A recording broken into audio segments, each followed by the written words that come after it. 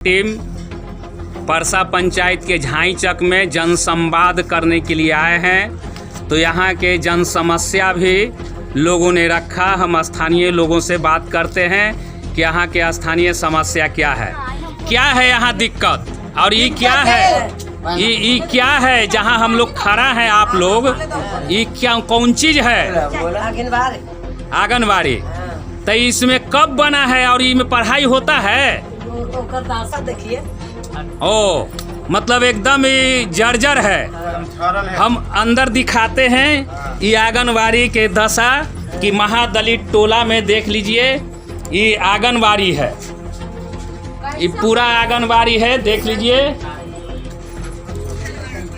पूरा ये आंगनबाड़ी के दशा आप देख लीजिए। जर्जर महादलित के बच्चों को पढ़ने के लिए छत भी गायब है, जो आपको वीडियो में नज़र पड़ रहा है।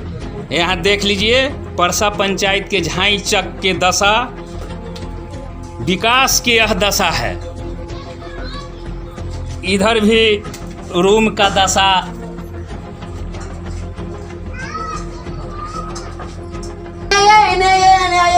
देखिए स्थानीय लोग पूरा भीड़ लगाए हुए हैं।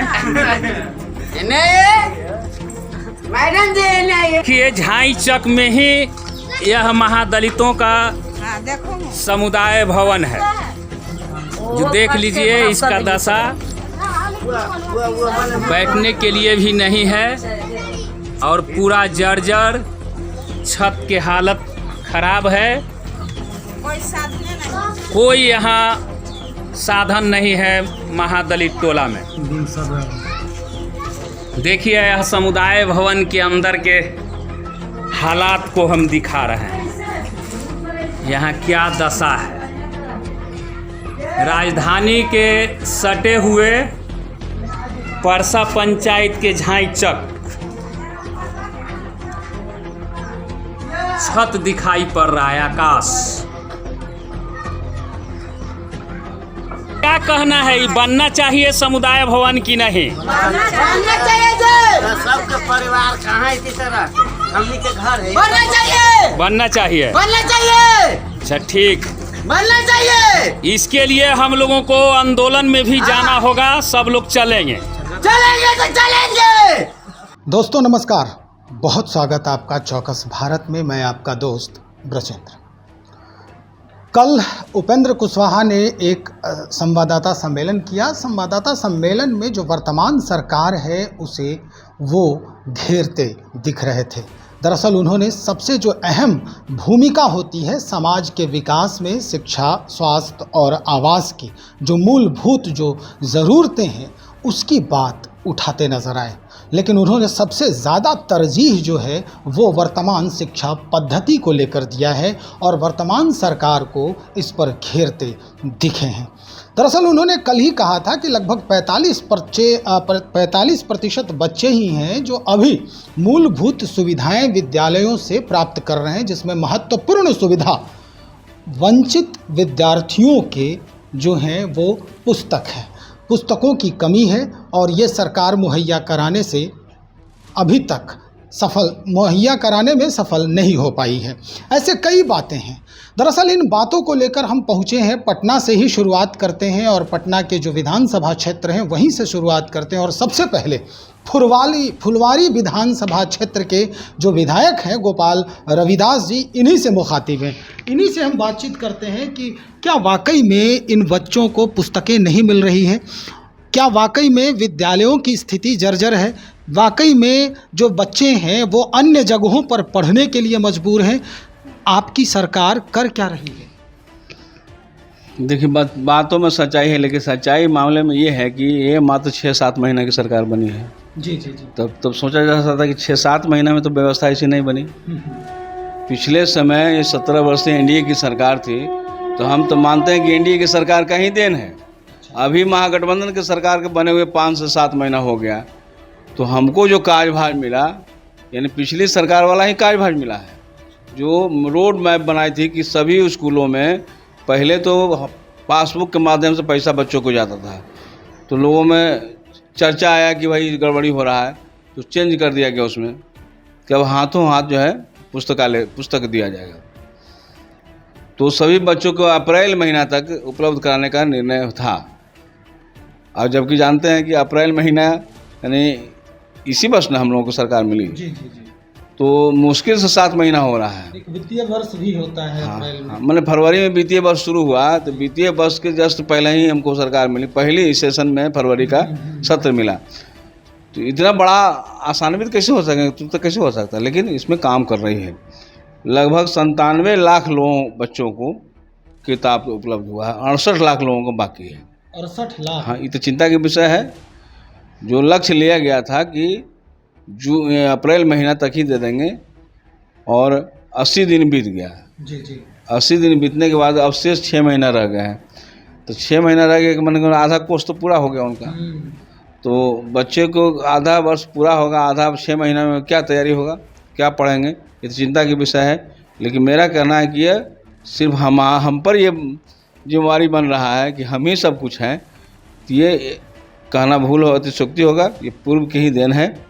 और हम सरकार से मांग कर रहे हैं कि कहीं न कहीं पैसा तो रिलीज हो गया है जी। जो व्यवस्था में जो लगे हुए पैसा रिलीज हो गया है, तो उस पैसा का क्या हो रहा है। और साथ साथ व्यवस्था में जो लगे हुए जो नौकरशाह हैं, सबसे ज़्यादा बड़ी कमजोरी उनकी लगती है। मतलब दोषी वही, दोषी वही व्यवस्था। तो पैसा तो सरकार दे दिया है, पैसा ने टास्क लिया कि अप्रैल तक दे देंगे, और सारा पैसा रिलीज हो गया। तो पैसा तो नौकरशाह के पास है। क्या प्रेस को पैसा दिए हैं कि नहीं, ये तो जांच का विषय है। तो हमको लग रहा है कि जांच अगर किया जाए तो नौकरशाह ही शामिल है उसमें, क्योंकि इन्हीं के बल पर तो सरकार चल रही है। और कहीं न कहीं जो सरकार में पहले के सरकार में जो नौकरशाह रहे हैं, आज भी वही मौजूद है। तो इसलिए मेरा कहना है कि सरकारें बदल गई है, लेकिन सरकार का चरित्र जो है अभी बदला नहीं है। और चरित्र बदलना के काम यहाँ नौकरशाहों का है। ये जब तक बदलेंगे नहीं, तब तक आमूल चूल परिवर्तन भी नहीं हो सकता। न शिक्षा में सुधार होगा, न कुछ। अभी देख रहे हैं कि पानी का संकट है जी जी। पूरे संपूर्ण बिहार में। और जैसा प्राप्त रिपोर्ट है कि 38 जिला में 6 मीटर पानी चल गई नीचे, जल स्तर जी। तो जल स्तर नीचे चला गया 6 मीटर। इसका मतलब कि जो सिंचाई की व्यवस्था वही ठप पड़ा हुआ, कहीं पानी नहीं है। रोपण हो जाना चाहिए था, रोपण नहीं हो रहा है। और सबसे बड़ा संकट है कि रोपण के साथ साथ पीने के लिए पानी भी उपलब्ध नहीं है। हाहाकार मचा हुआ है। जो संपन्न लोग हैं आमतौर पर तो बोरिंग बना लिए हैं, लेकिन गांव के जो महादलित हैं, चमार हैं, दुसाध हैं, मूसर, इन लोगों के पास संकट पानी पीने का। और ये मालिक के दरवाजे फिर से दौड़ कर रहे हैं। तो यह सरकार के माध्यम से फिर से पुरानी व्यवस्था में जा रहा है। हाँ, पुरानी मालिक को लोग छोड़ दिए थे, फिर मालिक के पास ही दौड़ा रहे हैं। तो ये इसमें सुधार होना चाहिए। और पैसा रिलीज हुआ है तो उसमें नौकरशाह जवाबदेह है, उसको दंडित करना चाहिए। और लक्ष्य लेना चाहिए कि जितना हम कर सके उतना ही लक्ष्य लेना चाहिए। ये विद्यालय भवन जो है वो कई बार देखा गया है, कई जगह से खबरें भी आ रही हैं कि विद्यालय भवन नहीं है, बच्चे पीपल के वृक्ष के नीचे पढ़ रहे हैं, या किसी न किसी विद्यालय को किसी और विद्यालय से या किसी के घर से टैग कर दिया गया है। इसमें आपका जो क्षेत्र है विधानसभा क्षेत्र, उसमें क्या तब्दीलियां हो रही है, क्या क्या आपको सूचना मिली है अभी तक? नहीं, ये तो बात सही है। पिछले सरकार में ही हम लोग आवाज़ उठाए थे कि कहीं कहीं देखिए बिल्डिंगें बन गई हैं, लेकिन उस बिल्डिंग में एक भी बच्चा नहीं कूदता है। और कहीं देखिए कि बिल्डिंग है ही नहीं है, बच्चा पीपल के नीचे पढ़ रहे हैं, या तो मठ मंदिर के जो औसारा है वहाँ पढ़ रहे हैं। जी जी। कहीं ऐसा विद्यालय है कि बच्चा आप जा नहीं जाए, कोरियामा में चले जाइए, कोरियामा में हाई स्कूल है, प्राथमिक विद्यालय से लेकर हाई स्कूल, लेकर जाने का रास्ता नहीं है। अच्छा। जाने के स्कूल तक कैसे जाए वो रास्ता नहीं है। आप चले जाइए कनकट्टी चक में, वहाँ प्राथमिक विद्यालय, वहाँ जाने का रास्ता नहीं है। बरसात अगर हो जाए तो पानी बंद हो जाता होगा, विद्यालय भी बंद। विद्यालय भी बंद। आप चले जाइए चानेडी मुसहरी में, वहाँ के बच्चों के लिए रास्ता नहीं है, भर कमर पानी में जाते हैं वहाँ पर। जी जी। और बरसात आएगा तो बंद हो जाएगा।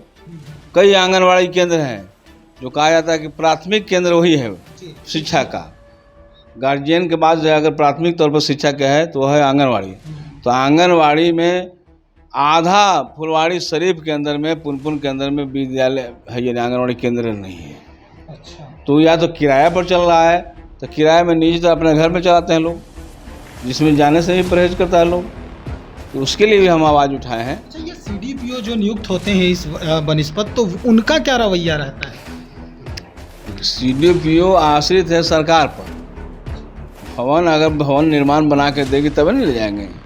उनकी रिपोर्ट देना, वो रिपोर्ट देते हैं कि कितने विद्यालय हमारा आंगनवाड़ी सेंटर है, कितने किराए पर चल रहा है, वो सब है उनके पास लेखा जोखा है। आप मांगेंगे दे देंगे कि कितने जो है सरकारी स्तर भवन है, कितना जो है किराए पर चल रहा है, सब है।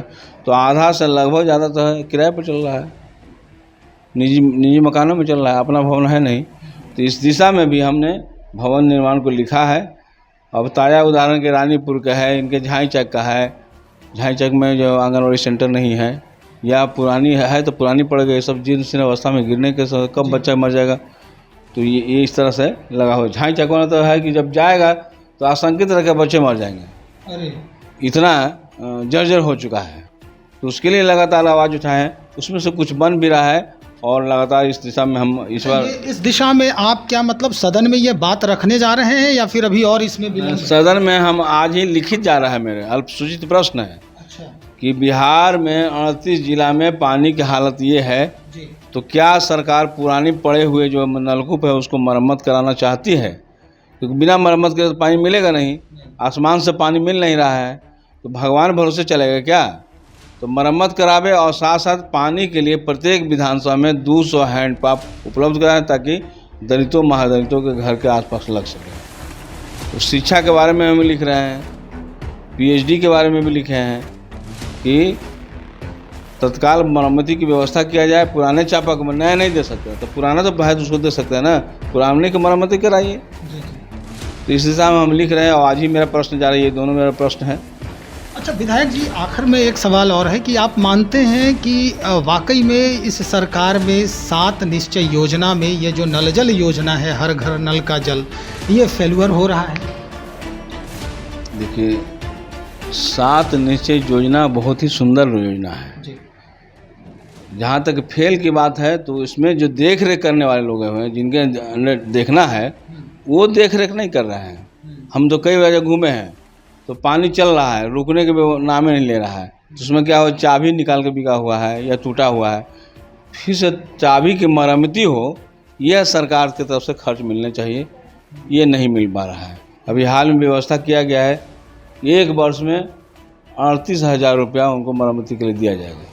अच्छा हर पंचायत को। जी तो अभी उसको टैकिंग हो रहा है और फिर PhD में शामिल कर लिया गया है। 7 निश्चय योजना में मरम्मती की कोई प्रावधान नहीं था, वो डिपार्टमेंट नहीं है। 7 योजना 7 योजना है, ये एक दौर में काम करती है फिर ख़त्म हो जाती है, लेकिन वो बजाबते अब डिपार्टमेंट में दे दिया गया और डिपार्टमेंट उसको देख रेख करेगी। ये सुंदर व्यवस्था है, लेकिन इसमें जो लगे हुए जो लोग हैं उनकी लापरवाही है। चलिए बहुत शुक्रिया। हम थोड़ा सा ये देखना चाहेंगे और कैमरा में ये दिखाना चाहेंगे कि आज जो आप सदन को देने जा रहे हैं, ये अपने तरफ से ये पुस्तक 68,000 नहीं मिला है अभी तक के। जून महीना हो गया और 80 दिन हो गए हैं। सरकार ने लक्ष्य लिया था अप्रैल महीना में देने का, जिसको हम यहाँ पर प्रश्न है मेरा पर, जो अल्पसूचित प्रश्न है वो विधानसभा में जा रहा है कि कब तक सरकार उसको उपलब्ध कराएगी और साथ साथ इसमें जो जिनको जिम्मेवारी है उपलब्ध कराने का, क्यों नहीं उपलब्ध कराए, क्या दंडित करने का विचार रखती है। तो इस हादसे का हमको अल्पसूचित प्रश्न है। दूसरा है कि पानी का जल स्तर नीचे जो चला गया है, उस जल स्तर को पर अभी वैकल्पिक व्यवस्था क्या हो, ये हम मांग कर रहे हैं। चलिए बहुत शुक्रिया जानकारी देने के लिए। तो हमारे साथ फुलवारी शरीफ के विधायक महोदय गोपाल रविदास जी, स्पष्ट कर दिया इन्होंने। हालांकि कल ही उपेंद्र कुशवाहा ने भी ये कहा था कि सरकार व्यस्त है, नीतीश कुमार व्यस्त हैं और इनके अधिकारी जो हैं वो मस्त हैं। निश्चित तौर पर ये देखा जा सकता है, उदाहरण यहीं से हम शुरुआत कर रहे हैं कि किस कदर जो सरकार है और सरकार के जो मुलाजिम हैं वो अनदेखा कर रहे हैं महत्वपूर्ण मूलभूत सुविधाओं को प्रदान करने में। खैर, आगे क्या कुछ होता है, विधायक जी अग्रगण्य है इस मामले में और अक्सर देखा गया है कि माले से जितने भी विधायक हैं हर मसले को बड़ा मुखर होकर सदन में उठाते हैं और मानी भी जाती है, कुछ मुद्दे माने भी गए हैं। लेकिन सरकार महागठबंधन में है, इसलिए महागठबंधन धर्म का भी पालन अनिवार्य हो जाता है। खैर, देखते हैं क्या कुछ परिवर्तन आता है। तब तक इंतज़ार करें और बने रहें हमारे साथ। बहुत शुक्रिया आपका।